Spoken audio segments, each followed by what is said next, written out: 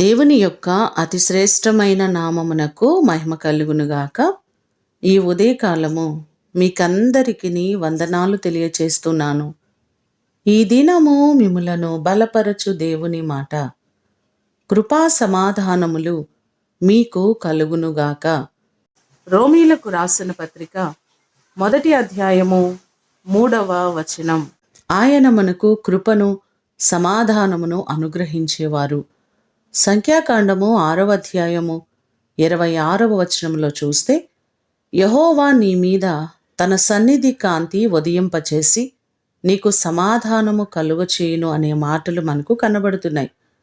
ఎక్కడ చూచినా సమాధానము లేని పరిస్థితులు, కుటుంబాల్లో చూచినా, సంఘములో చూచినా, సమాజంలో చూచినా, ఎక్కడ మనము గమనించినప్పటికీ సమాధానము కొరవడుతున్న దినాల్లో మనమున్నాం.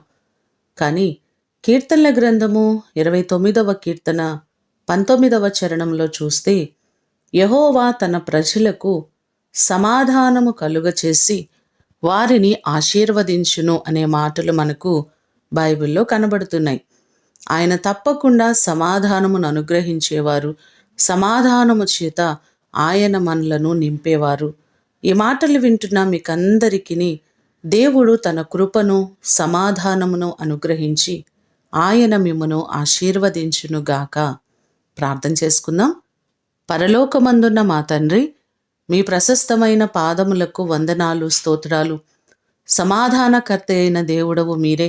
ప్రతి కుటుంబములో సంతోషము, సమాధానము, నెమ్మదిని మీరు కలుగచేయండి.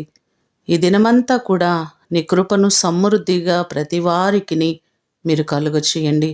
నీ కృపా సమాధానములు ప్రతి కుటుంబములో మెండుగా మీరు అనుగ్రహించమని యేసు అతి ఘనమైన నామమున అడిగి వేడుకొని పొందియున్నాము తండ్రి.